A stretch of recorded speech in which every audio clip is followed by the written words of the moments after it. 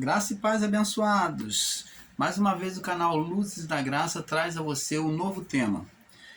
O tema é: se o inferno nunca existiu, para onde iam as almas? Se o inferno nunca existiu, para onde iam as almas? Vamos na parte 1.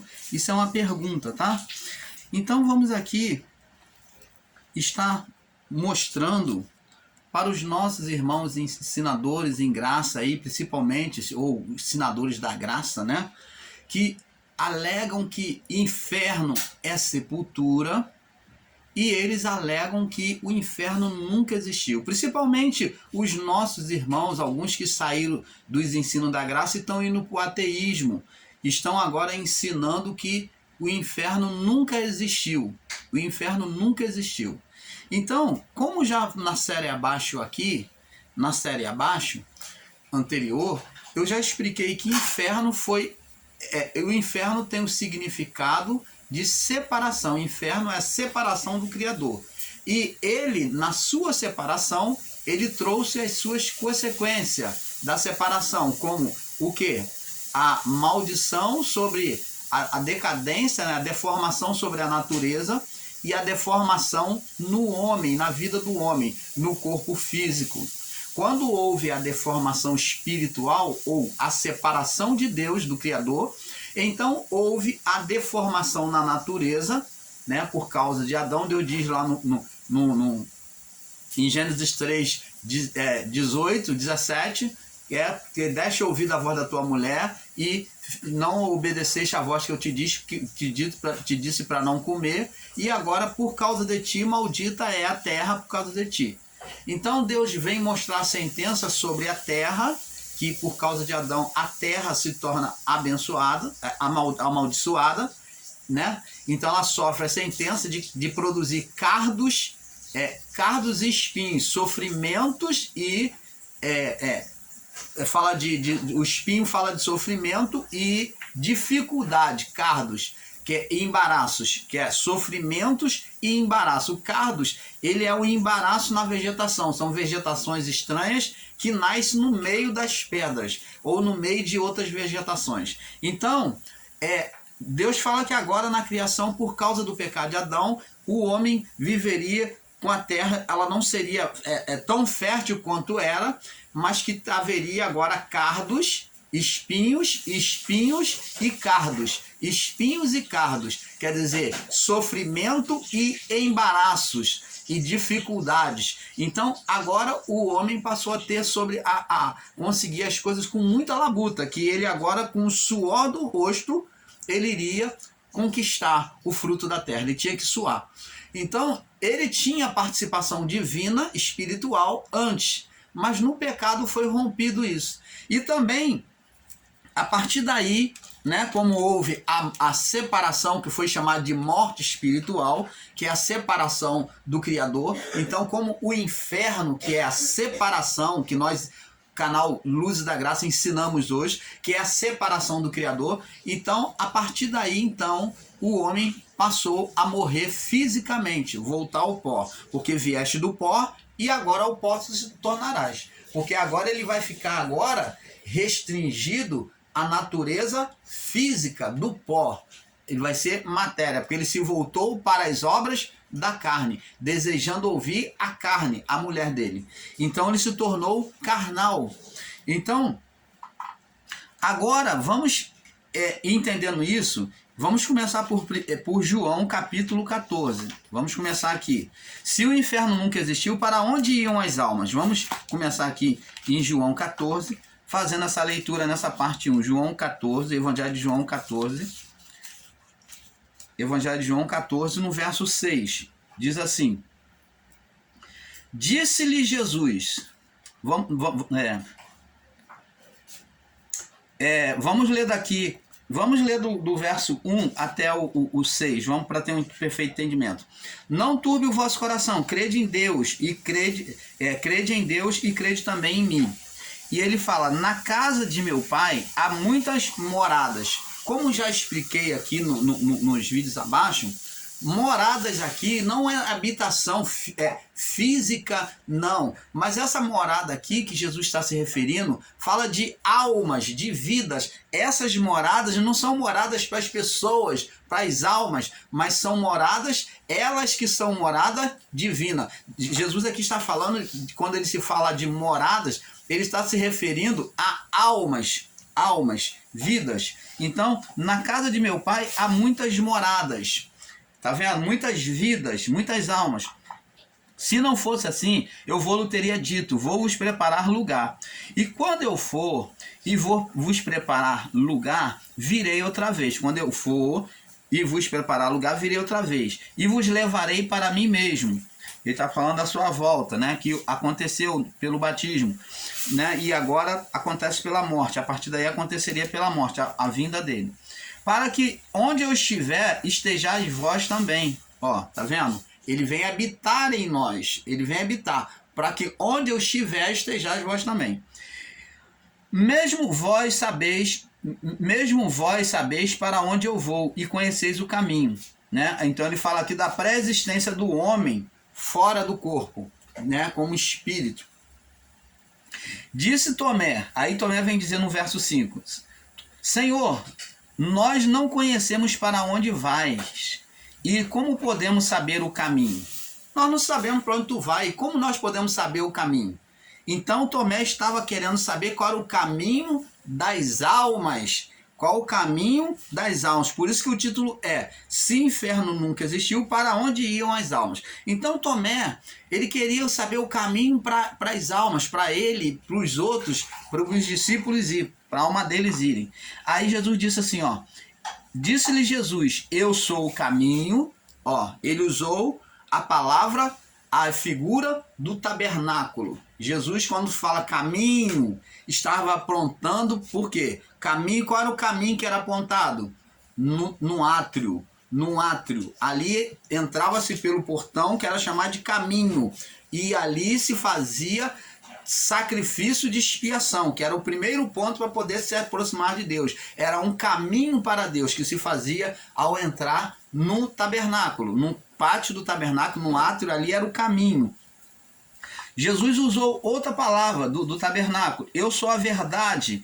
Era a verdade, existia ali, que tinha a pia de bronze. Ali tinha a água e tinha pia de bronze. O que é a verdade? A verdade nos faz saber quem nós somos e trazer o arrependimento. Ela revela a nós tanto a natureza humana quanto a natureza espiritual. Ela faz o homem olhar para si mesmo e olhar para Deus. Olhar para Deus e olhar para si mesmo. Então, na bacia de bronze, onde tinha a água, que ele ia lavar a mão, eles estavam ali diante da verdade, que olhava e contemplava o seu próprio rosto. E, ao mesmo tempo, essa água, naquele bronze polido, naquela bacia de bronze polido, ela servia de espelho e espelhava e mostrava os céus. Ao mesmo tempo que o homem se via na bacia de bronze, sua imagem, ele também via a imagem do céu, das nuvens, do céu que estava acima. Então, essa era a verdade. E ele diz, eu sou o caminho, a verdade e a vida. E a vida. Então a verdade começava ali na bacia de bronze, entrava no lugar santo, que também era a verdade, entrava pelo caminho e a verdade, e a vida estava onde? No lugar santíssimo, dentro do tabernáculo, né? Então na segunda parte do tabernáculo tinha a vida, que era o lugar santíssimo, que era a presença de Deus. Então ele disse, eu sou o caminho, a verdade e a vida. Aí ele diz assim, ó, ninguém vem ao Pai senão por mim. Agora por aqui nós vamos começar a esmiuçar essa palavra de Jesus e entender que nenhuma alma, desde o início da criação, chegou até o Pai após a sua morte, a sua partida daqui. Nem Elias, nem Moisés, nem Elias que foi arrebatado, ele não foi direto para o Pai. Nenhum que foi arrebatado, nem Enoque, ninguém foi diretamente para o Pai. Nem Sete, que foi considerado perfeito, nem Matusalém, nem ninguém. Nenhum deles na criação chegou com a sua alma, na sua morte, foram diretos para o Pai. Nenhum deles, ninguém. Ninguém até a cruz, até a ressurreição de Jesus, chegou até o Pai. Nenhuma alma. Por quê? Porque Jesus, somente Ele, poderia neutralizar, tirar essa condenação, essa separação, ou este inferno, que foi chamado de condenação adeana, de morte espiritual. Então, Jesus ele diz: eu sou o caminho, a verdade e a vida. Ninguém vem, ele fala vem como se tivesse vindo a ele, porque nele, por ele, todas as almas iriam ter que passar, toda a criação teria que ser justificada. Então, por isso que ele disse: ninguém vem ao Pai, ninguém chega ao Pai se não passar por mim. Agora, vamos examinar que nenhuma alma subia aos céus antes antes da sua volta aos céus. Então Jesus, ele morreu, cumpriu a cruz, voltou aos céus, agora ele poderia libertar essas almas, só ele. Então em João 14, como nós já lemos do 1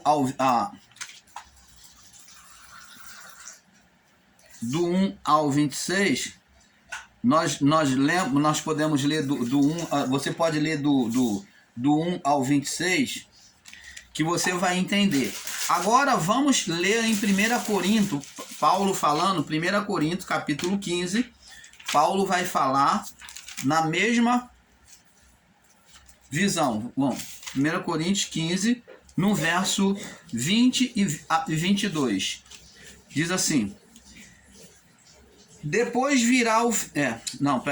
20 e 22, do 20 ao 22, diz assim: mas de fato Cristo ressuscitou dentre os mortos, e foi feito as primícias dos que dormem. Porque assim como a morte veio por um homem, veio por quem? Por Adão. A condenação, o inferno, a separação de Deus, que é o inferno, né, dos santos. Porque assim como a morte veio por um homem, também a ressurreição dos mortos veio por um homem. Porque assim como todos morreram em Adão, morreram em Adão na separação, assim também todos serão vivificados em Cristo. Então você está vendo aqui que faz uma comparação que assim como, mas de fato Cristo ele foi feito primícia. Cristo foi a primeira alma que se apresentou diante de Deus, que morreu e foi diretamente diante do Criador, diante do Pai. Então só ele que foi perfeito para chegar diante do Pai. Por isso que ele foi chamado primícia dos que dormem. Primícia, o que significa o quê? Primeiro. Primeira parte, ou primeiro dos que morreram, mas não que ele morreu primeiro, mas Cristo, ele chegou primeiro diante do Pai. É isso que o texto está dizendo. Foi que primícia dos que dormem. Ele foi o primeiro a ser despertado e chegar diante do Criador, do Pai. Após ele é que as almas chegariam. Logo, se temos esse entendimento, a pergunta é: aonde é que essas almas ficavam? Por que elas não subiam? No vídeo abaixo eu cheguei a dar uma palhinha e dizer, e vou repetir aqui: diante da separação do Criador, quando Deus formou Adão e Eva, esperava por eles ter um filho perfeito, ter filhos perfeitos, gerar filhos espirituais. Mas Adão, na sua negligência, no seu pecado em ouvir a mulher, né, atender a voz da mulher e desprezar a voz de Deus, eles geraram, diante das duas naturezas, a física e a espiritual, ele podia gerar pelo corpo físico, como nós somos gerados hoje, como podia gerar também pelo corpo espiritual, pela natureza espiritual. Então Adão tinha as duas naturezas, a divina e a humana. Então neles, Adão e Eva. Só que ele, na sua negligência, ele gerou um ser espiritual. Apesar de muitos dos nossos irmãos ensinadores em graça não concordarem com isso, não entenderem esse mistério espiritual, para eles é mistério, né? Para eles ainda é mistério. Mas, de fato, Adão gerou um ser espiritual pelo próprio poder divino que nele estava, pela própria vida e glória espiritual que nele estava. O espírito querubim, ele estava ali, no espírito querubim estavam ali. Então, esse espírito querubim foi transformado em um ser maligno. Foi transformado em um ser maligno, chamado Satanás, o diabo, a antiga serpente ou o dragão, como você preferir. Então, a partir daí, ele se tornou opositor. Por quê? Opositor é o que faz oposição. Mas ele foi gerado pelo próprio poder de Deus, colocado ao lado avesso, ou o poder de Deus colocado sobre as trevas, sobre a desobediência, a oposição que Adão fez ao Criador. Logo, esse ser era a própria manifestação do poder de Deus, só que de forma contrária a Deus. Logo, quando o Espírito de Deus, né, os anjos, todo o exército celestial nos céus, se tornaram o lado direito de Deus, a mão direita, logo o ser Satanás se transformou em um lado esquerdo, ou do lado contrário, ou opositor. A palavra opositor é porque ele veio de um membro, de um corpo espiritual, porém ele está do outro lado, do lado contrário. Por isso que é chamado de opositor, porque ele veio de um corpo espiritual, que é o Criador, né? Era um espírito querubim, mas ele foi transformado em quê? Em um opositor. Ele foi transformado em uma oposição. Ele passou para o outro lado. Quando Adão fez oposição com a sua mulher, ele gerou o primeiro ser, o primeiro filho espiritual, chamado Satanás, conhecido como Satanás, ou opositor, ou diabo, adversário.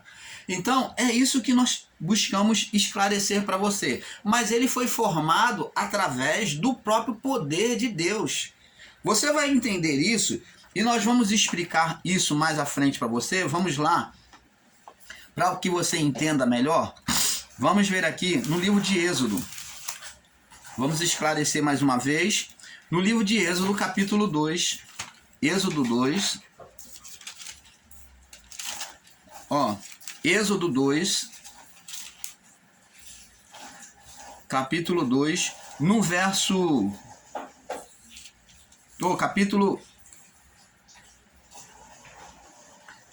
Êxodo capítulo 4. Êxodo capítulo 4, no verso 1 em diante. Diz assim: Então o Senhor apareceu a Moisés e disse: Eis que não me crerão, nem darão ouvido à minha voz, porque dirão: o Senhor não te apareceu. Aqui Deus convidou Moisés, apareceu para Moisés em meio a uma sarça ardente.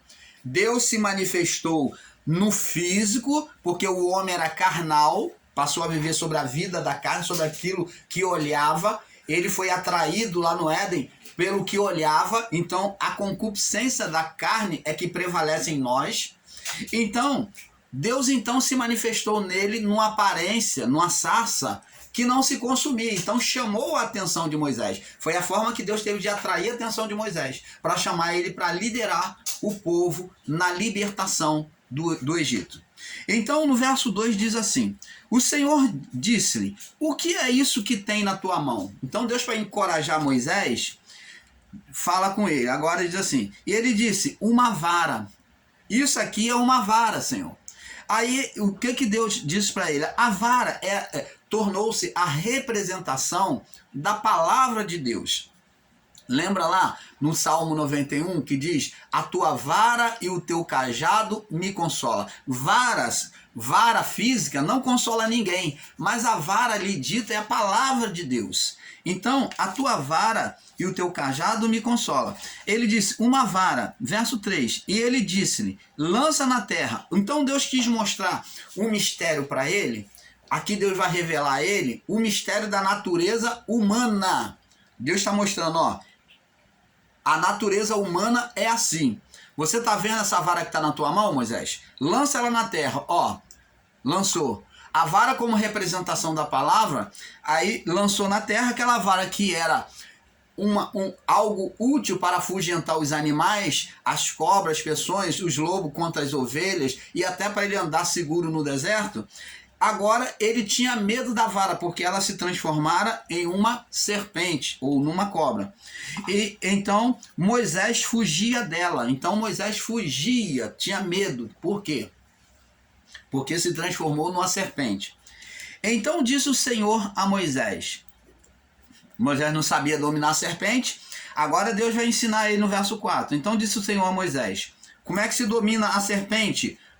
Aí Moisés vai aprender, disse Deus, estende a tua mão, mas pega-lhe o quê? Pela cabeça? Não, pega-lhe pela cauda. Então, aqui tem uma revelação profética muito grande, mostrando que Deus iria sentenciar Satanás, neutralizar o ser espiritual Satanás na criação, pegando-lhe pela cauda, lá no final. No final, Deus iria pegar e dominar. Pela cauda, pelo final, pelo rabo dela lá, a cauda. Então diz aqui, ó, estende a tua mão e pega-lhe pela cauda. E ele estendeu a mão e pegou-lhe pela cauda e transformou-se em vara na sua mão. Será que se Moisés tivesse feito isso sem que Deus tivesse falado, ela teria se transformado em vara de novo, aquela serpente? Não. Mas isso aconteceu por quê? Porque Moisés deu ouvido à voz de Deus, à direção do Criador. Então, ouvir a voz do Criador cancela a condenação. A serpente é sinal de condenação. É apontado para a serpente do Éden. Então, a serpente é sinal de condenação. Jogar na vara, no pó, o pó é a representação de condenação humana. Condenação humana, a carne humana, dominação, onde Satanás domina a carne e traz condenação. Paulo diz, todos pecaram e destituídos foram da glória de Deus. Todos os que? Os que são viventes. E os homens viventes, todos estavam em estado de condenação adeana, de pecado. Então, Deus dá a ele ouvindo a voz de Deus, quer dizer que ouvir a voz de Deus, se voltar para Deus, a condenação ou a maldição é cancelada. Então Moisés ouviu, pegou, fez conforme Deus falou, pegou pela cauda e ela se transformou em vara na sua mão. Então aquela serpente foi ser dominada. Então aqui Deus está dando a ciência que quem quiser dominar os demônios, as forças do mal, tem que ouvir a voz de Deus. Agora vamos aqui.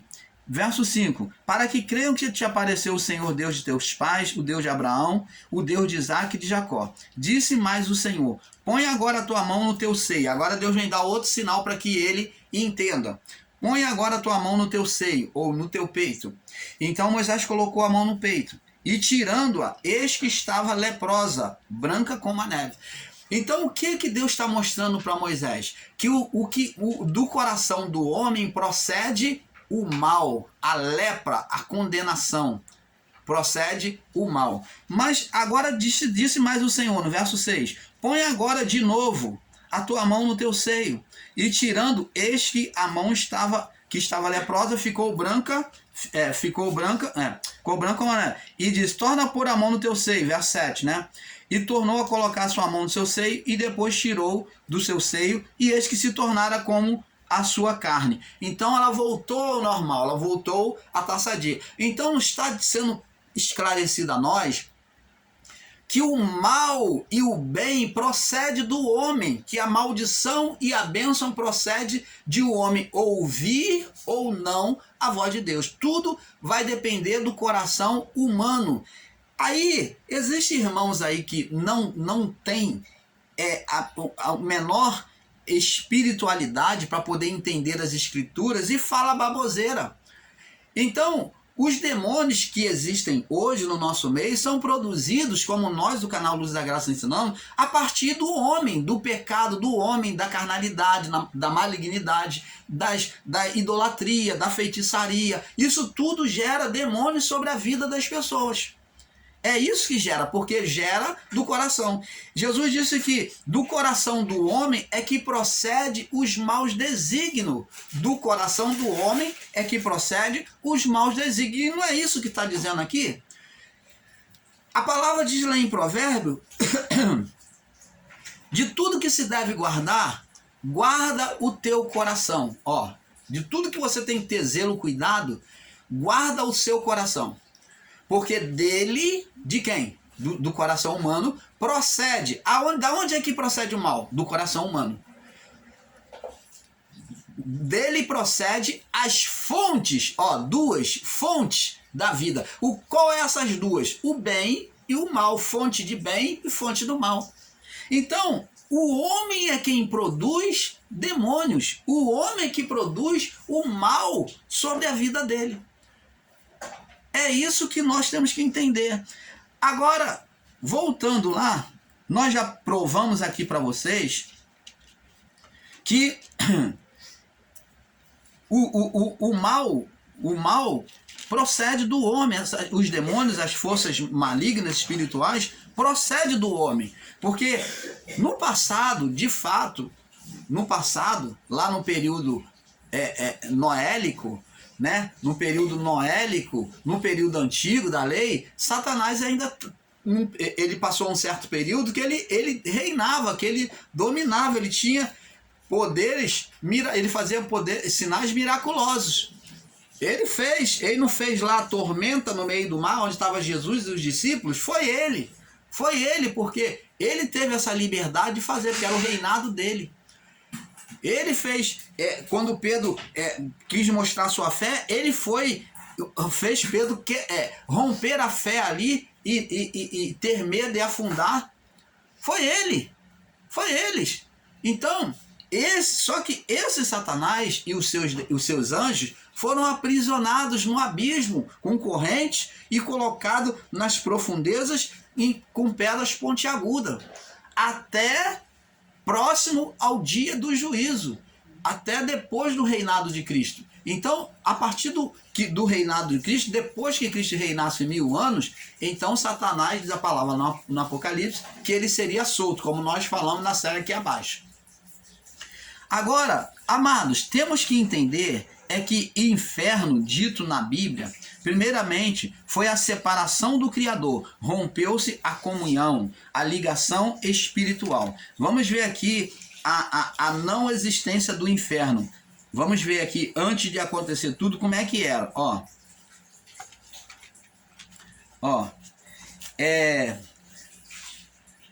Gênesis capítulo 2, no verso 25.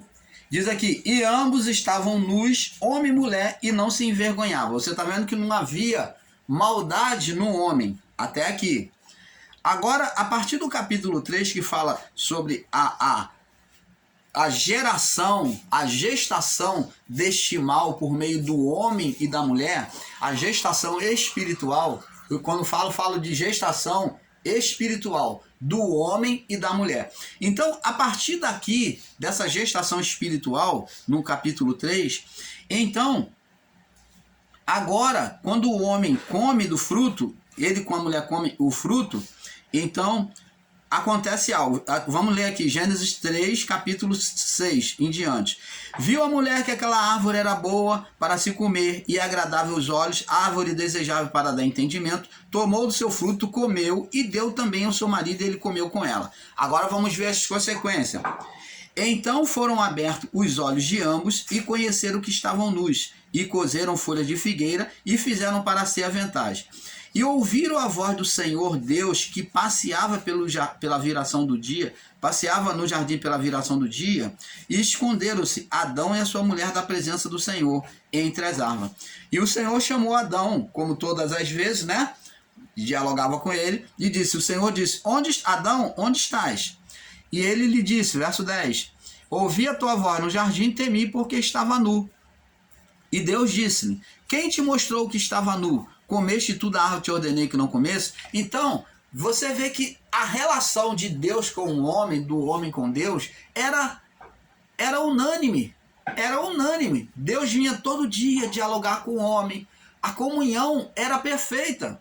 E agora entrou o chamado inferno. O inferno que, quando o homem peca, agora há uma separação. Vê que o olhar de Adão e da mulher se torna a olhar Deus como um Deus sentenciador. Primeira coisa é ver Deus como o mal. É como o ateísta que está vivendo a Deus dará, ele não crê em Deus, ele é carnal, faz de tudo que quer, né? Não se submete às leis de Deus, então ele vê Deus como um Deus mau. Eles falam que Deus matou no passado, eles buscam argumentos para justificar a sua falta de fé no Criador, a sua falta de fé na palavra do Criador.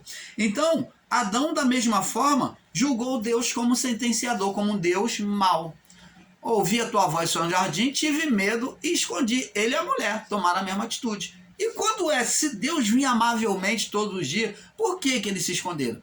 Porque agora a sua consciência, o estado de condenação, chegou até eles. Porque eles estavam mortos já espiritualmente. Estavam separados. Ali já começou a separação do Criador.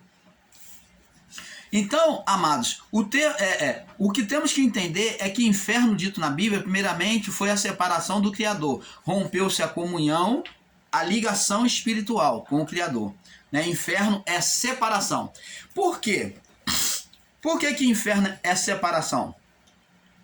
Porque se você for tomar de forma literal, agora vamos lá no livro de Mateus, capítulo 16. Vamos aos que tomam inferno como sepultura, os que tomam inferno como chama de fogo. Então vamos ver aqui se isso se encaixa dentro dessa palavra. Mateus 16, no verso 18, para nós saltarmos para a próxima parte, né? Diz aqui, ó. Vamos ler do verso 17. Diz aqui, ó. Verso 16. E Simão Pedro respondendo disse, tu és o Cristo, o Filho do Deus vivo. E Jesus respondendo disse, bem-aventurado és tu, Simão Barjona, porque não te revelou carne e sangue, mas meu Pai que está nos céus. E eu também te digo, verso 18, tu és Pedro, e sobre esta pedra, sobre esta afirmação de fé, eu edificarei a minha igreja. O que? Corpo espiritual. Não é igreja física, templo físico. Jesus está falando de corpo espiritual. E as portas do inferno, que inferno que Jesus está falando aqui? As portas do inferno, duas, está no plural. Ele está falando dois ou mais. As portas do inferno não prevalecerão contra ela. Existem irmãos do sistema religioso que tomam essa palavra de forma literal e ficam querendo afrontar o mundo, né? E afrontar as forças espirituais, dizendo, o diabo não pode prevalecer porque as portas do inferno não podem contra a nossa igreja. Jesus não está falando primeiro da igreja física. Jesus ele não fala, promete proteção à igreja física, ao templo físico. E eles ficam suntuosamente, numa má interpretação, uma interpretação errônea, julgando que são intocáveis, porque Jesus disse que as portas do inferno não prevalecerão contra a igreja. Primeiro que a igreja é o corpo espiritual. São vidas, almas, que eram os discípulos e todos aqueles que estavam abraçando o evangelho ali. Então, igreja, e essa igreja incluía o povo de Israel, tá? O povo antigo, os santos antigos. Agora, ele diz que as portas do inferno não prevalecerão contra a igreja. Se formos tomar de forma literal, é pensar e ensinar que a igreja nunca iria morrer, ou nunca seria morta, né? Nunca iria sofrer a morte. Por quê? Porque os irmãos ensinadores em graça, agora eu vou falar dos irmãos ensinadores em graça, são literais em ensinar que inferno é sepultura, é a sepultura, é a morte física, que inferno é a morte física. Eles ligam a morte física. Eles tomam aqui, os nossos irmãos ensinadores em graça aí, diz que inferno é sepultura e que não é chamas de fogo. De fato, inferno erra tanto os irmãos ensinadores em graça como erra o sistema religioso, literalizando, dizendo que o inferno é chama de fogo. Não, mas o inferno dito é separação da comunhão com o Criador. É não ter comunhão, não terem comunhão nesta vida, os que viveram no período de Jesus, não ter comunhão na vida por vir, não subir diretamente para o Pai, não ter comunhão no porvir. Logo, se inferno é separação do Criador, logo as almas que morriam não iam para o Criador, não subiam para o Criador. Elas ficavam em um lugar. A alma do justo ficava no lugar chamado pelos hebreus, pelos judeus, como seio de Abraão, ou abrigo dos santos, e as almas do ímpio iam para o abismo. Era lançada no abismo. E, consequentemente, no julgamento, seria lançado no Hades, ou no inferno.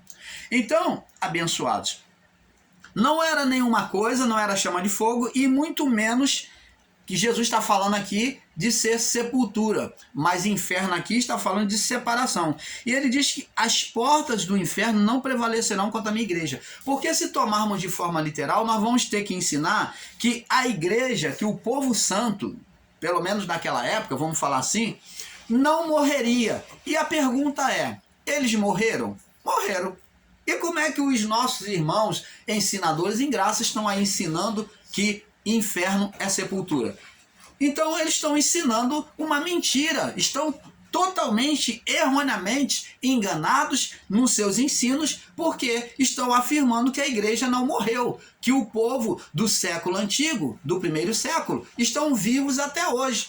Eles criticam o sistema religioso evangélico que espera a volta de Jesus e diz que os homens daquela época teriam que estar vivos até hoje, porque Jesus disse que há muitos aqui que não provarão a morte até que venha vir o reino. Então eles criticam, usam essa palavra, mas eles mesmos estão pregando inferno como sepultura, literalmente.